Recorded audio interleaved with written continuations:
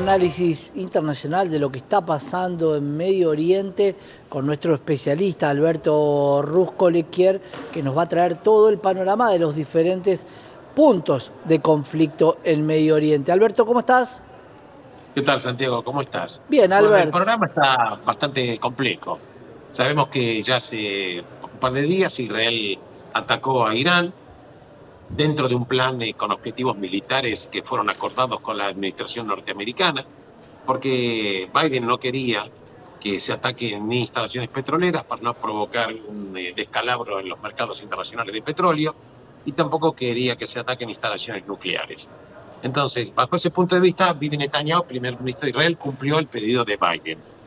Desde el punto de vista militar, simplemente te quiero comentar que Israel atacó básicamente lo que son las baterías S-300, que son las baterías de defensa antiaérea que eran provistas por los rusos y que aparentemente quedaron destruidas, con lo cual el espacio aéreo de Irán quedó vulnerable. Habida cuenta de que Rusia no estaría en condiciones de reemplazar los equipos destruidos, que son imprescindibles para proteger básicamente a Teherán, habida cuenta del esfuerzo militar que Rusia está haciendo en Ucrania con toda su aventura y su incursión militar, la invasión militar en Ucrania.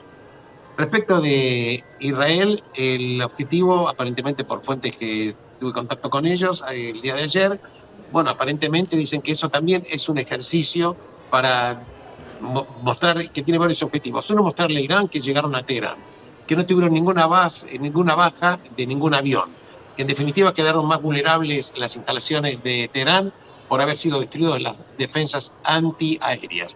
Pero mientras esto sucede, la verdad que hay una, por lo menos por lo que se declama, dice Irán, por lo menos el ministro de Relaciones Exteriores de Irán, dijo que Irán se va a reservar el momento y la oportunidad de responder a Israel. Con lo cual, quiere decir de que no sabemos si esto lo va a seguir realizando o esto le provocaría también un frente de una guerra ya muchísimo más amplia con toda la problemática desde el punto de vista interno, reavivando todas las revueltas que Irán eventualmente, con la posición que existe en Irán.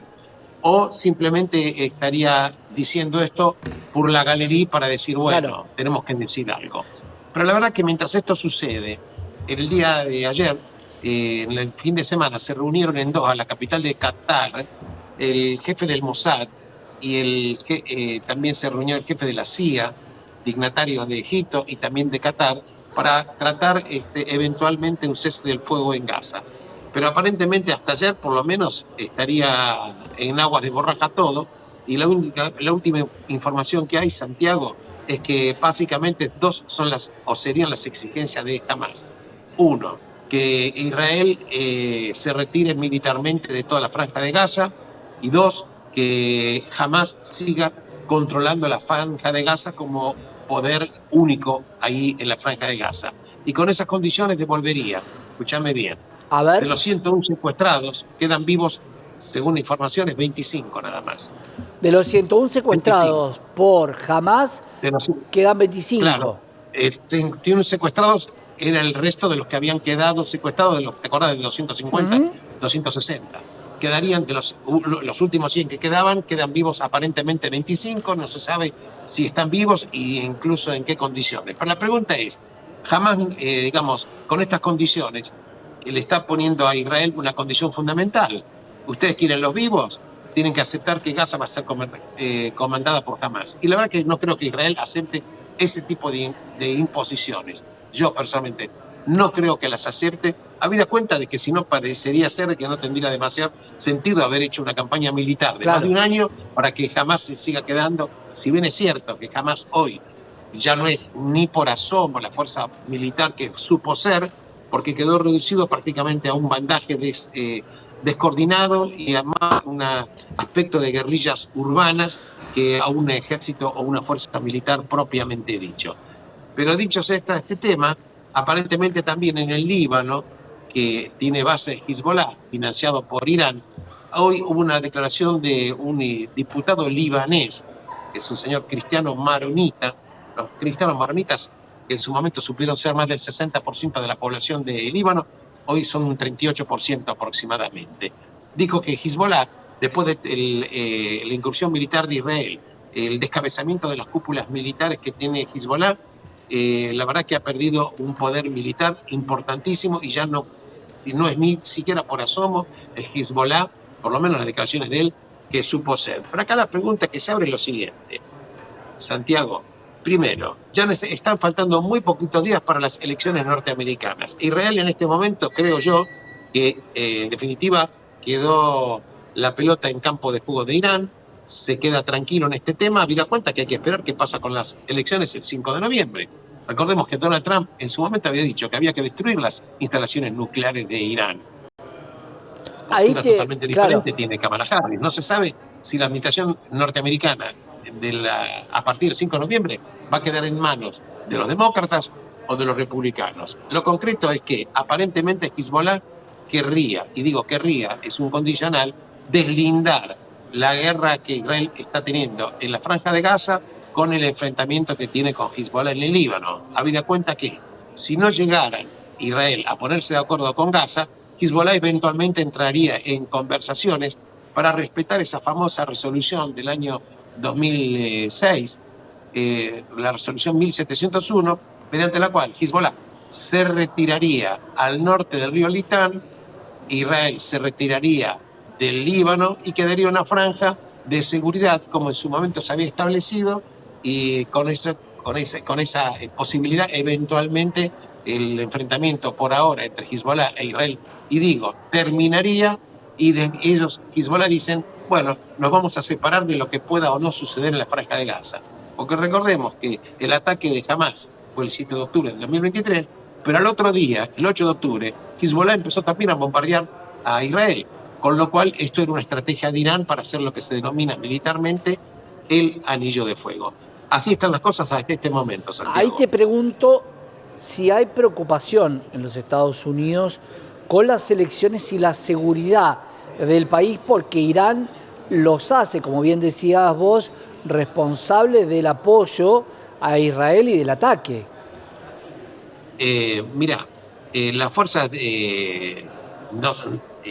militares están totalmente desplegadas de Estados Unidos, incluso desde el punto de vista del Medio Oriente ya tienen desplegado la batería de misiles antiaéreos de ultimísima generación, que es el TAAD, que son interceptores de una gran altitud que ya instaló Estados Unidos en Israel. La amenaza siempre existe, y es muy buena tu pregunta, Santiago, porque hace pocos días circuló una información dentro de Estados Unidos diciendo que si se confirmaran las presunciones de que Irán estaría tratando de realizar un atentado, como que aparentemente trató, contra el presidente Donald Trump, esto provocaría una guerra directa entre Estados Unidos e Irán, porque dice, no vamos a permitir que un país que patrocina el terrorismo venga a tratar de asesinar un candidato en Estados Unidos, Norteamérica, en nuestro propio país. El tema está, te digo, desde el punto de vista complejo. Este tema con Irán no tiene solución, Santiago, porque lo que podemos llegar a ver en el mejor de los casos es un cese de fuego provisional. ¿Por qué te lo comento?